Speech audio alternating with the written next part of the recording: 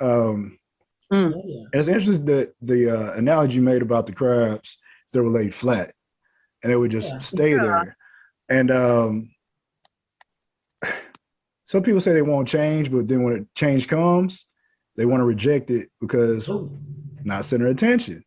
But yeah, I definitely have some experience with that. You know, I grew up church, you know, vacation Bible school. Mother was secretary of the church, everything else. Father was a deacon. And then once I went out on my own, I just noticed, like, coming to certain towns. Then when we were talking about the conversation, when I come to a new place and like seeing things, same stuff really apply. You catch traffic coming out of church. It's just like, you know, I've been guilty sometimes. You know, I had some stuff on my mind just ready to get away from people, but like people peeling out. And it's like, oh, so that's really how you are. Yeah. And then, yeah, won't get into some of my experience with women in the church. We'll just leave that there. Set that there. And we'll leave that. But just going to, you know, new places. Like I would come into church and it was like most of the churches that I visited, you know, shout out to those, you know, kind individuals that did reach out and were really a good Samaritan. I really appreciate y'all because the other experience I had was every church I would, you know, come in, they'd have you, you know, introduce yourself mid in front of everybody. You know, like, what if you're an introvert? What if you have social anxiety? Well, we want y'all to get up and stand. I don't even go. And I'm not standing up. If I think that that's what you're going to do, I'm not doing that. Oh, I have been pulled to the front and I'm like, I'm not, I just slid in here. Y'all better be quiet. Hey, and as CJ knows, I'll leave too. Hey. If anything goes awry, I'm leaving. I will tip out with the church finger. Goodbye. Yeah. No. Yeah, I'm not even putting a finger up. I'm just leaving. I'm packing my stuff up and I'm out. So, all right. I'm glad you made that reference. Because sometimes there's references like we need to really understand the origins of why we do certain things. So does everybody know where the church finger came from? I just know that meant shut up when my mom was in the choir. Like, if you got one more time, that was my one more time, and then that was you leave. You can permission to leave. That's what I know. Yeah. Maybe a lot. I only take it to mean excuse me, but I don't know where it came from. Do you know? I do. You know? You know. So, enlighten us. Enlighten us, brother. Well, stemming from slavery. You know, when you know, the plantation owner may have brought someone to you know, share religion with the slaves, for them to congregate, they had to have somebody watch them to make sure that they weren't, you know, contriving against, you know, where they were, slave owners, anything else. So they had to have like one Caucasian or whoever owned the slaves. I just won't just say Caucasian because a lot of ethnicity owned slaves. Yeah. So that was one of the things like, hey, you know, raise the finger up. Can I go use the restroom or ask permission to leave? Oh, okay. Okay. So we still doing, and that's the thing about not knowing ourselves and not knowing history. So when we talk about people not knowing like the lack of self-identity, they're allowed to go with anything. So, and just, you know, kind of the way the wind blows or the trends. So you have, you know, the days, this is really social media. And, you know, I tell everyone the thing that's kept me from being on here so long is because I really don't like social media. I say it's like the adult show and tell. And it's like, hey, you know, look what I got going on in my life. But that's why I try to use mine to either motivate, encourage, or, you know, do something positive. But, and, you know, I'm still using it. So, you know, I have to at least see something positive about it to still be using it. It just depends on people, you know, how people intend to use it. But that lack of self-identity was a long way. I want to ask this because this was a question that came up just before we got on the conversation about church. But being a Tulsan, how was it to have the Centennial, I'll just say highlighted? Because at first to me, it just seemed like it was being celebrated. And I was like, how can we celebrate such a travesty that hasn't been discussed literally in 100 years. And when I came across the information, I was like, who would be capable of doing this to a community? Soulless people. Okay, let me put that out there, please. Soulless. So that's a good word. Soulless. Mm-hmm. Soulless. So I just say, as a someone from Tulsa, how was it for you to have that event go on this year, and some of the things, the attention that it brought? Like I said, as a resident and left, my grandmother would have been 110 had she lived. So my aunts have told me, you know, I grew up knowing the story. It wasn't like, oh, I just learned this, you know, within the last 2 years. I've known about it, and have always been confused as why we didn't know. Like, you don't have to. A lot of things that you teach as a parent, you don't learn in school. You know, your kids don't learn in school; they learn at home. And so, to me, why weren't we teaching it at home? Well, it was so tragic. Okay, I do get that, and I do understand that, but we also are entrusted to teach so that we don't repeat the same things. Yeah.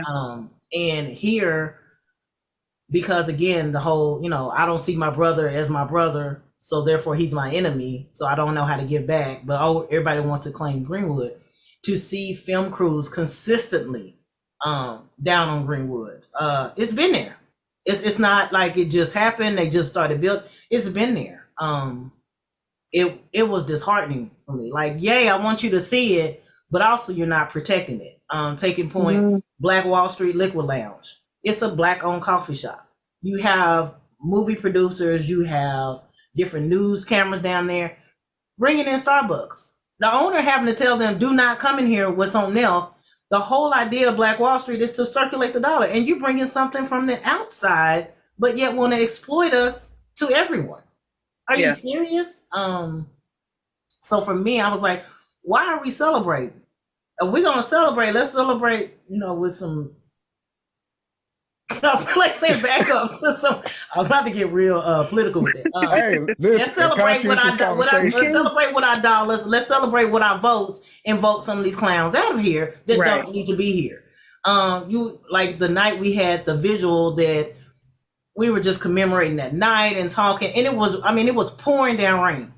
When I tell you it was raining so hard, and you had white folks with mugs. Oh my gosh, it's cold out here. I wish I would have brought a blanket. And I'm thinking you would have been killed on the street. And not taking it to heart and just exploiting it. You had a city council, a guy that ran for city council, literally talking about a series that he could watch on TV instead of being there while he was standing there, and the lady is praying.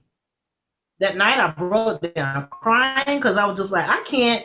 If it had rained like it was raining that night 100 years ago, we wouldn't even be probably having this conversation because Greenwood would still be here. And I'm thinking you wouldn't even be allowed to be over here because at this point we probably would have not wanted you over here.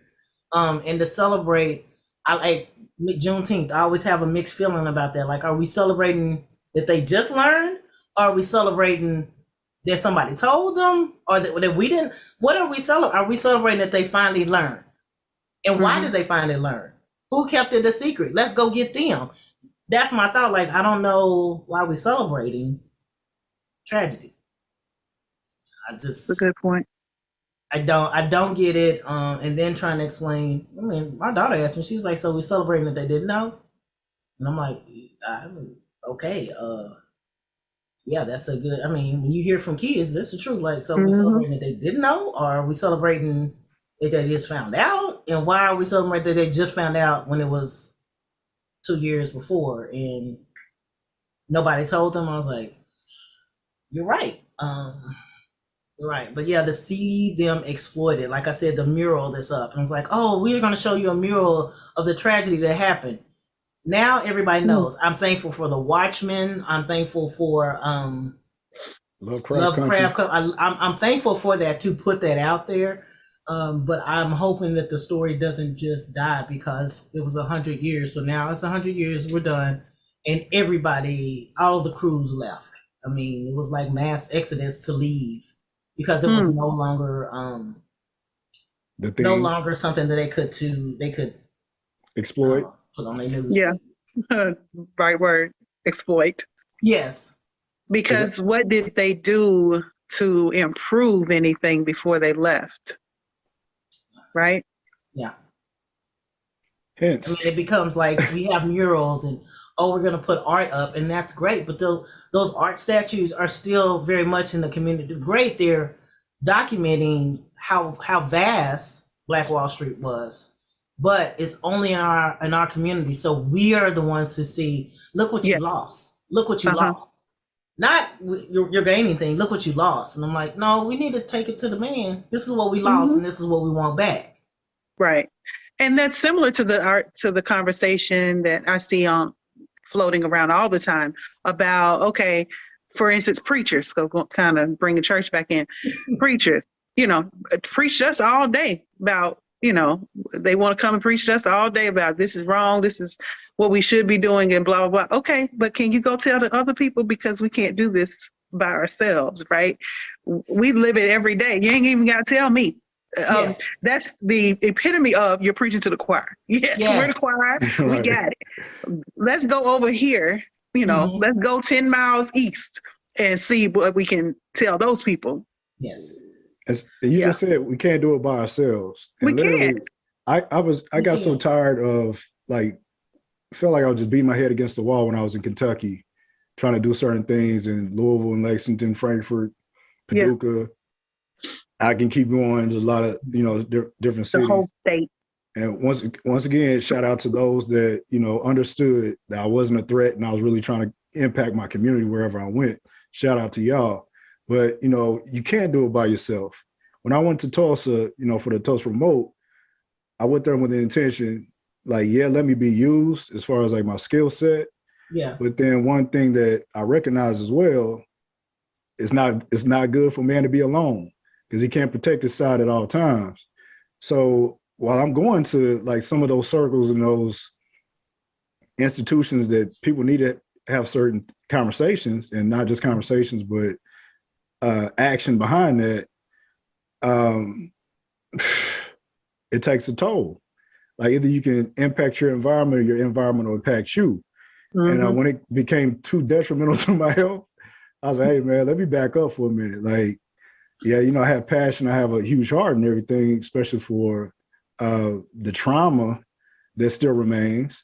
As much as, the events were celebrated or just, they were celebrated in certain ways, but even with the trauma that was associated with the Tulsa the massacre, although people came in and tried to take advantage of that situation being highlighted, y'all came in love.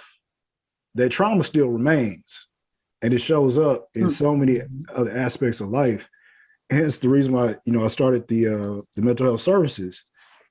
Hey, there's a lot of things that we need to discuss, and especially we need to start with the youth, because they literally, it's not just tomorrow, they're today. Because you think about the pandemic and everything that brought about, they wonder why kids are going awry in school right now. You're forcing them into a situation that you don't even understand yet, and you're expecting their young minds to be able to understand that. I know I just went on a tirade. I can't help it. I'm passionate about certain things, so y'all forgive me.